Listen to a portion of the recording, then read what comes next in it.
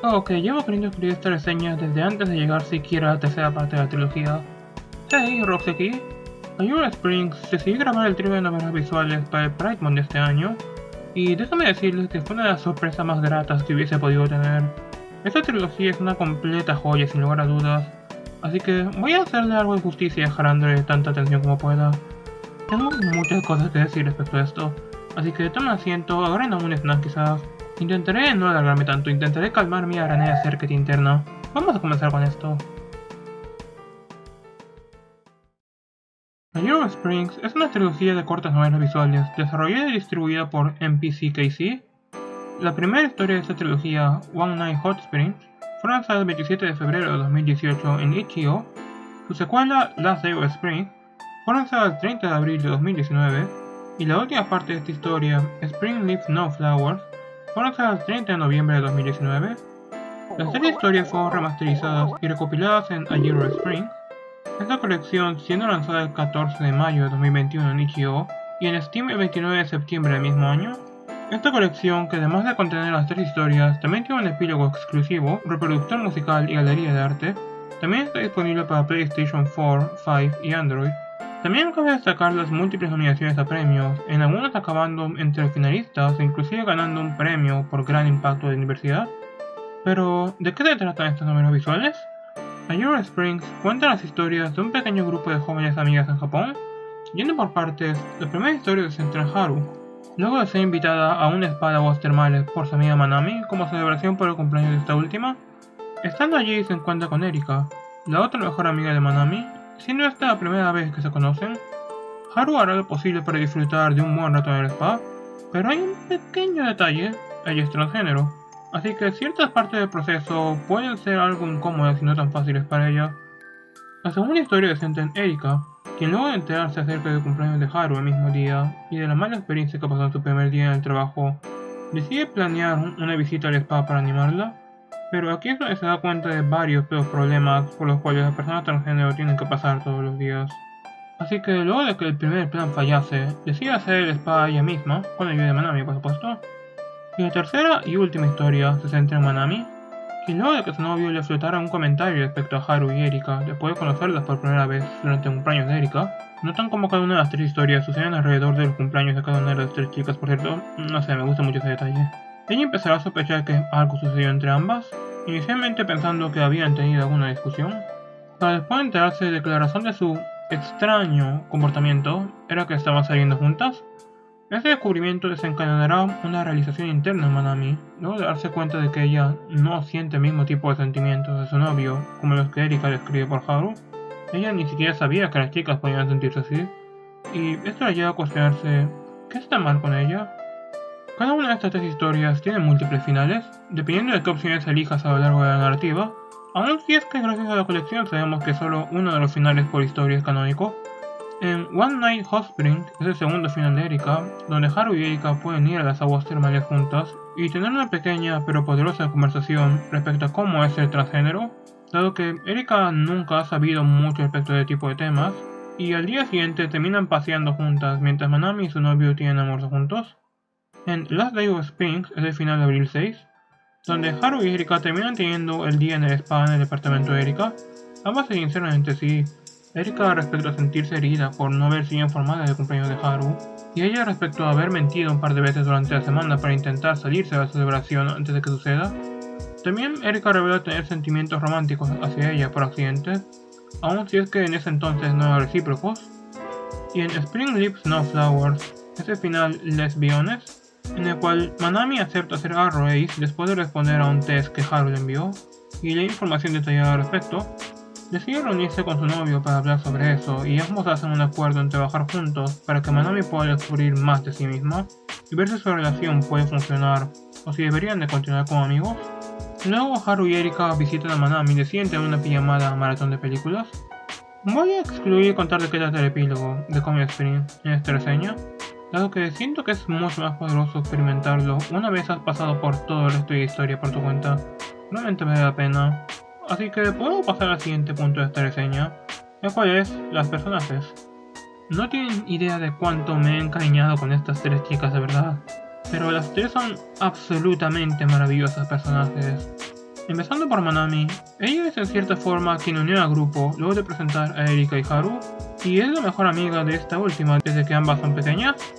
A pesar de esto, Haru nunca ha sido tan abierta respecto a cómo se siente con Manami, refiriéndome tanto a cómo a veces siente que le es una molestia, como a sus verdaderos sentimientos por ella, como a su relación con el género a un nivel más profundo. Manami es consciente de esto aún así, pero también respeta su privacidad. Ella siempre quiere intentar que todo esté bien con sus amigas y eso hace que la estén pasando bien. Luego tenemos a Haru, posiblemente el personaje con quien más me identifico de las tres. Luego de haber leído A Year Springs un par de veces, me he encontrado a mí misma haciendo cosas y repentinamente pienso, ¿por qué estoy siendo literalmente Haru en este momento? Ella es la más reservada de las tres. No le gusta causar problemas y preferiría evitar en la medida de lo posible situaciones donde podría causarle molestias a otras personas, incluyendo sus amigas. Aún si dichas situaciones son cosas completamente comunes. ¿Recuerdan que mencioné que intentó salirse de su propia celebración de cumpleaños múltiples veces en la Year Springs? A menos que tenga una conexión muy fuerte con alguien, ella prefiere evitar situaciones que puedan ponerse tan personales con otras personas.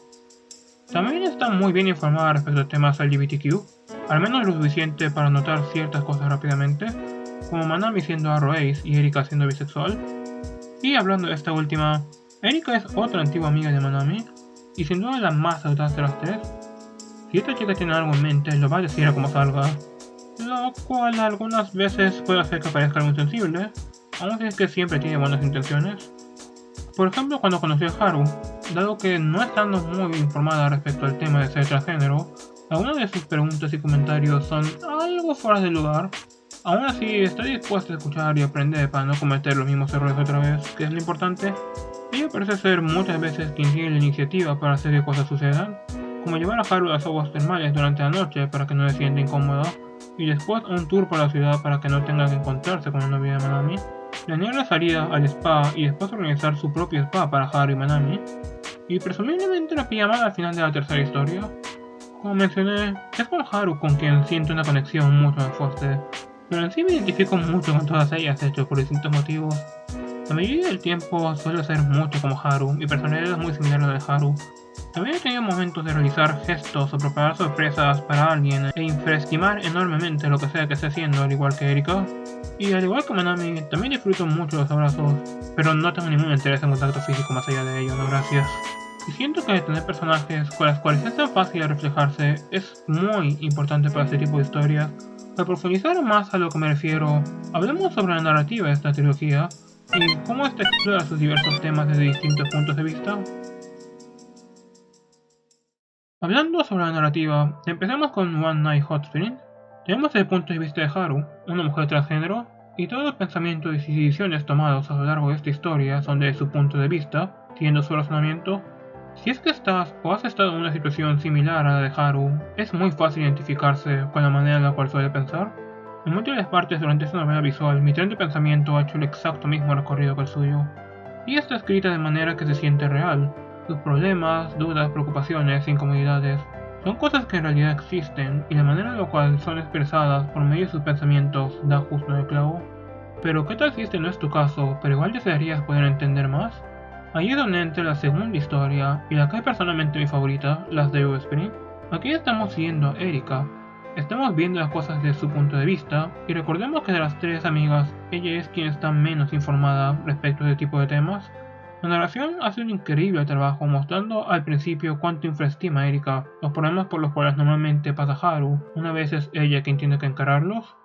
La frustración que siente al respecto de pensar que Haru tiene que lidiar con ello todos los días, y cómo cosas que tendrían que ser simples a veces se convierten en todo un infierno a resolver para personas transgénero, y la confusión que siente desde su punto de vista externo hacia algunas de las acciones de Haru, aun si es que ella es mucho más abierta con Erika de lo que es con Manami. Esta historia está construida de manera que, aun si no eres una persona transgénero, muy probablemente al final entenderás mucho mejor varias de las dificultades y problemas internos por los cuales tenemos que pasar. Aún más luego de la escena donde Haru explota al respecto por la frustración en frente de Erika. Esta es la razón por la cual tengo una fascinación especial con el personaje de Erika. El hecho de que al inicio ella tenga tan poca información al respecto, o desee saber más, es la manera perfecta de introducir a cualquier persona a estas discusiones, de forma que el comprender no sea tan complicado, siempre y cuando genuinamente tengas la intención de hacerlo, y si hay cosas en las cuales hayas tenido un mal entendimiento, aceptar correcciones al respecto. Es simplemente una decisión narrativa muy inteligente.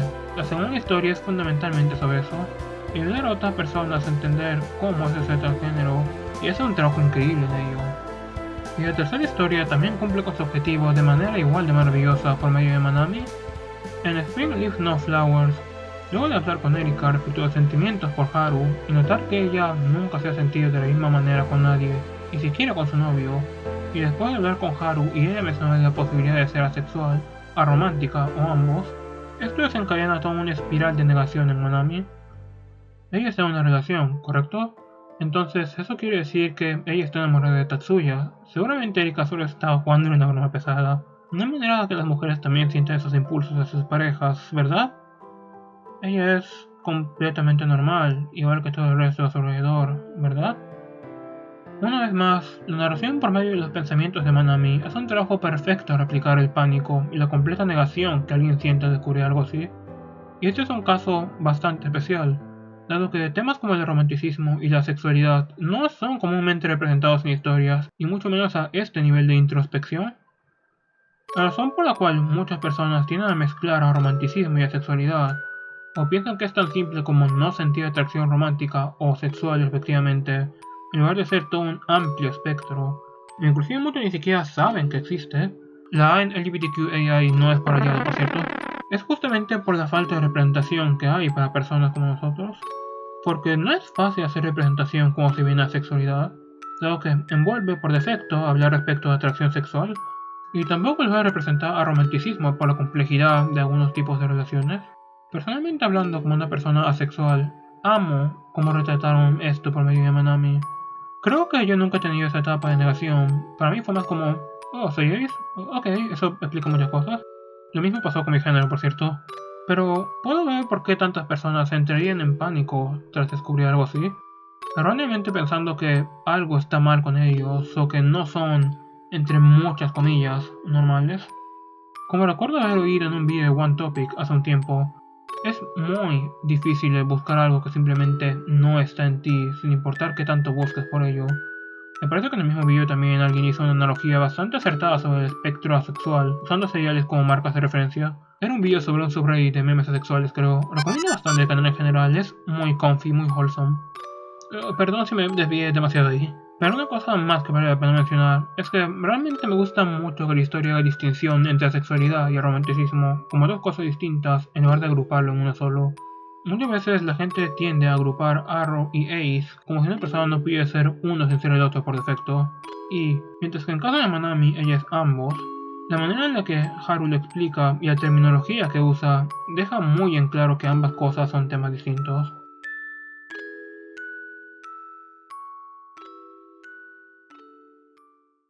No voy a mentir, cuando empecé a escribir el guión para este vídeo pensé que tendría suerte si llegaba a extenderme hasta 5 o 6 páginas. El punto principal era tocar la parte de la narrativa de cada historia después de todo.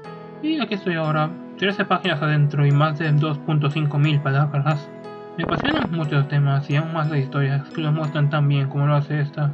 A Year of Springs es una trilogía simplemente maravillosa cuyo único defecto es ser tan corta. Amaría saber más sobre Haru, Erika y Manami. ¿Qué otras aventuras vivieron más adelante? ¿Qué otras experiencias compartieron juntas? Como mencioné ya, les agarré demasiado cariño a las tres por lo humanas y reales que se sienten gracias a cómo están escritas. Y esto es muy importante. Lo mencioné en mi videoanálisis de Rosa de Goodbye Volcano High y lo mencionaré otra vez. La representación es muy importante. Es el primer contacto que muchas personas tienen con temas de identidad como estos. Empodera a muchos otros a ser quienes en verdad son, y motiva a muchos otros a perseguir sus sueños, y no rendirse en ser leales con quienes son. Necesitamos más representación positiva, que también ayude a otras personas externas a entender, más representación de temas complejos como estos para poder normalizarlos más y ayudar a otras personas a aceptar quienes son. Necesitamos más novelas visuales como One Night Hot Spring, Last Day of Spring y Spring Leaves No Flowers. Y, al menos hablando por mí, necesito más contenido de estas tres amigas, especialmente después de The Coming Spring. Necesito saber más de sus historias.